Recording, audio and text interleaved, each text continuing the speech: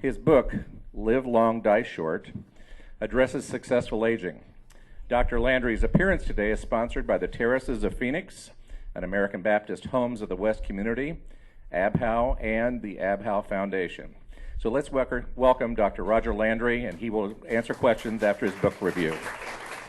But thank you for this, and you heard my bio, so you wonder why someone, and Terry and Sam probably feel the same way. What makes someone think about writing a book? You can think about writing a book, but it's been described as looking at a blank sheet of paper until drops of blood fall on the paper.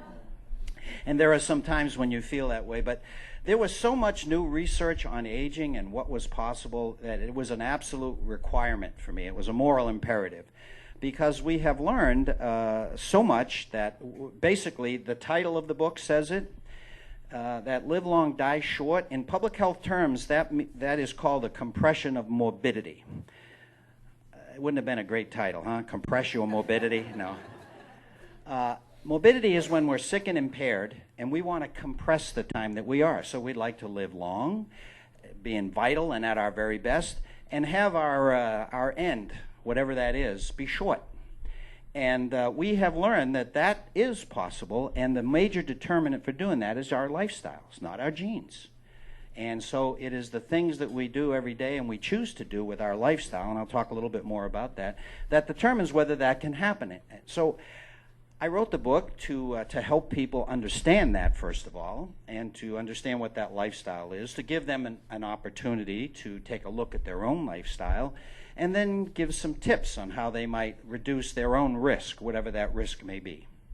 Because to age successfully, you have to pay attention to the physical, the mental, the social, and the spiritual, everything. Because we tend in our society just think of the physical part.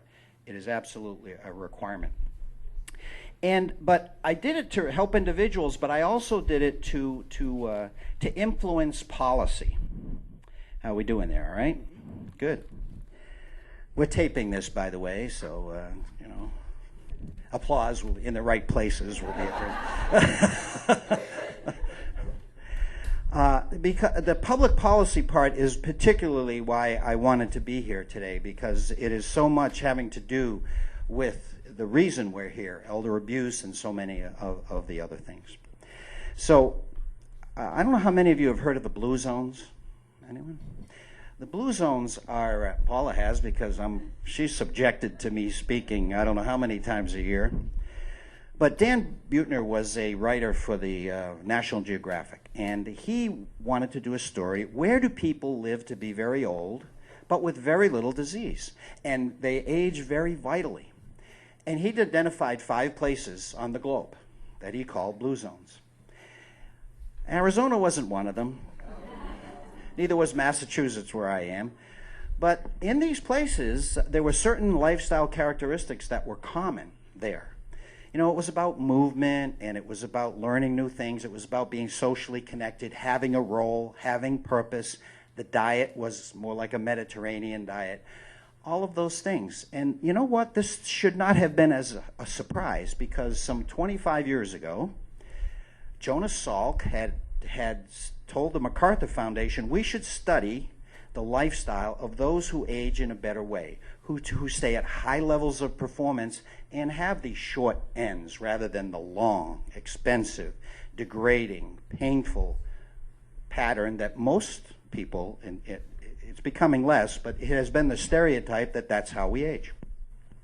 And so they studied it for 10 years, and what they discovered was that, first of all, it was mostly lifestyle. 70% was lifestyle, only 30% was genes, and that it was people who refused to rust out, who challenged themselves physically and mentally, who paid attention to their risks, and who stayed connected. Let's remember that.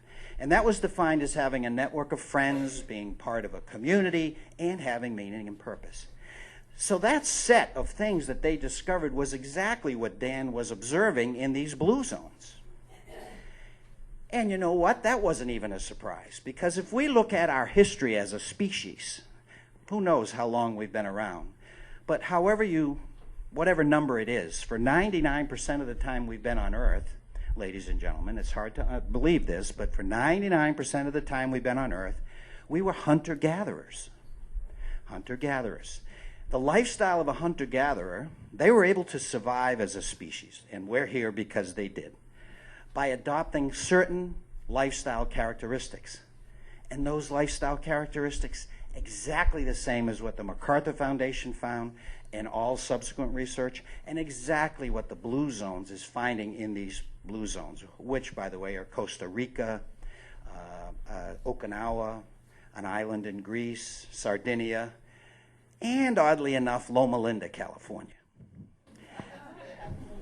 It's not odd because there's a cluster of Seventh-day Adventists there, and they live a lifestyle that is very akin to the one that has been described in research. But I would like to focus today on a particular characteristics because of why we're here today. And those have to do with the observation in the blue zones that older adults there were incredibly connected to others. And they were incredibly connected to all generations. And they had meaning and purpose. You know, if you go up to someone in Okinawa and you ask them how old they are, they'll lie to you. They will tell you they're older. Because to be old in Okinawa and these other blue zones is to be, not only to be revered, it is to be an essential part of the society, a coveted part of the society. Not a surprise, because before the Industrial Revolution, every single society held their older adults in the same esteem. And they were the guiders, they were the keepers of the wisdom, the history, the narrative of our societies. And so it was only the Industrial Revolution, which in our history happened about a day and a half ago, that changed everything. It was then that we began to marginalize our older adults. They couldn't produce, and they were more of a liability. And isn't that what we hear in our public policy today? If you listen to anything, I know you probably don't want to, anything coming out of Washington, when the older adults are talked about, it's about like they're a liability, like their accounts payable, and that it's something we'll take care of, but you know, who knows how long? Because very soon there'll be 3 people working for every one on Social Security. They talk potentially class warfare. How many of you saw the sci-fi movie Logan's Run? Remember? It was when you're born, you had a sensor put in your palm, and at age 30, you had to report for termination. It would blink, and you had to report for termination because in this society, they did not want to compromise their quality of life and the level of their lives, and so older adults were dispensed with. Well, we're not doing that, of course. We're much too civilized, but we are doing it with our policy. We marginalize our older adults. And with that comes the exact opposite of what we see in the blue zones and those places where people live to be old. Because a sense of purpose, having a role, and being exposed to all generations and being connected is absolutely critical to age in a better way. You know, it can occasionally happen, but there is nothing in our society that makes that easy to do. And it's something that I believe we must address. The group I'm with, and I thank the Terraces of Phoenix for sponsoring me, but they have been a partner of ours because they and Sun Health over in West Phoenix in this area are among 75 other communities that we partner with, and we've been tracking the progress of older adults by offering them just the ability to take a look at their lifestyle, find out where they're at risk, sort of what I do in the book, and then have a coach to help them reduce those risks, where we track what happens to them physically, mentally, socially, and spiritually. So we're building data, and all we see is growth in the 8th, 9th decade of life. Lester here is in the book. He's a hero here. He's an icon. Because his life was so compelling to me. He's one of the 10 stories that I tell in that book. Because he just gave up his race car here for his third leg here. He just told me he's 21 months from being a centenarian.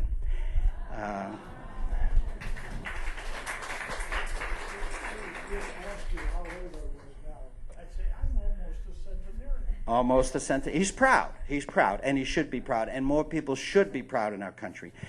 And so addressing these things are what we're doing, building a case with data, that what happens when you just offer a little bit of assistance and a little bit of education and the ability to stay connected, to have purpose, to keep moving, not to build cities where it's dangerous to move, to continue to learn. All of these things, when those things happen, magnificent things happen. Senior moment, don't use the term. Throw it out. Look, she's obviously not a senior. So young people have these moments. Adolescents have these moments. Please do not put any impact or any input onto these things. They happen. They happen, you know. What I was going to say is, yes. It's never too late to start, so thank you for spearheading among, I'm sure, other people, you know, this movement. But what would be the one single thing to this room full of people you would tell us to start changing right now? Well, you are already highly motivated to do something because you're here, and what Doves is doing is excellent. I would not let anyone get away with it with ageism in your presence. I would not let anyone tell an old person joke.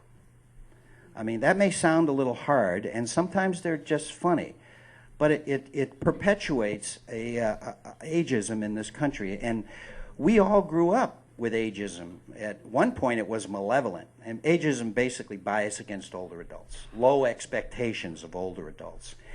And so, you know, it's still rampant, and probably some of the worst offenders within ageism are older adults themselves. I bet you a lot of your peers, you know, have very low expectations for themselves. You know, I ran into Chuck Yeager in my military career. He walked in and I did a physical on him. I did actually a bunch of physicals, and we're still friends. But that time back in the 80s, he after we had done the physical, he was talking about his life. You know, he broke the sound barrier for the young people. A lot of times they don't know. And first one to do it. So he was talking about his life, and then he got quiet, and he said, you know, I think on the 50th anniversary of breaking the sound barrier, I'm going to do it again. Here I am. This was a long time ago when I was cocky and do everything, and back in the 80s, where things were black and white. Now everything's gray. Not only the hair, everything's gray. And I said to him, but Chuck, you'll be 73 years old then. And he looked at me and said, what's your point? See? Exactly. I had ageism. I was connecting a whole bunch of baggage with a number. And I don't think we should allow that. I mean, and just sort of, we all have examples of people who age successfully. We all have, our young people sometimes think that older adults were hatched that way, not realizing that they were fighter pilots and CEOs and professors and sort of driving that home again. And that they will be there. But you don't have to be annoying about it, but I just don't think any of us should allow that to happen in our presence. Yeah, thanks.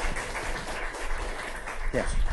One of the great unknowns seems to be the effect of environmental contamination on our health. You know, we give businesses licenses to pollute the air and the water and store food in plastic, and it seems it's such a tangle, understanding the causation between environmental contamination and people's health problems. Do you think we'll ever really understand the effects of those things? The question has to do with our environment, environmental contamination, and how that affects our health, and will we ever be able to get our arms around that? There is no question that perhaps as much as 90% of the cancer that we experience is environmentally induced. And we're just now learning. You're a little young, but if you go back to the post World War II era and in the 50s, those of you who are there, progress was just booming, and DuPont actually had a saying, "Better life through chemicals," you know, and this was a time of progress without any sense of the fact that there was a tail to it. We didn't know about it. And with the long lead time for most cancer, maybe 20 years of exposure or sense exposure before you actually see it, for a long time we weren't even relating some of the bad effects, cancer or dementia or whatever, to something else. But we're getting smarter now. we're getting a community that's not taking it anymore. Remember the movie, yelling out the window, I'm mad and I'm not going to take it anymore. I don't like to get political, but large corporations like Monsanto and others, they have a huge stranglehold on our country. And I believe that, once again, I don't think we should rest. I don't think that we should allow these things to happen. If you feel strongly about it, I think you should continue to speak out. Will we get a handle? Absolutely, we will, on most of it. We're going to, first of all, we'll have a stricter process before it comes into use. Secondly, we will start to, I think there will be class action suits, and as we know more about things, it will change. Look what happened with smoking in this country. I mean, who ever thought that we would have where we are today with smoking? I never in my lifetime. But public policy did that, science and public policy. And so I believe that we will begin to chip away at that. And the more we as voters say we're not going to take it anymore, I think we'll be able to change things. These people aren't evil, corporations, but they haven't been held accountable. They are accountable to their board for profits and things, and so they hold on to these old ways of doing things if they can do it. So we can change their mind. They will go, if we as consumers decide that we're not going to buy something because of the way we feel about it, that is very powerful. So anyway, it's as political as I'm going to get, but thank you very much. Thank you very much, Dr. Landry.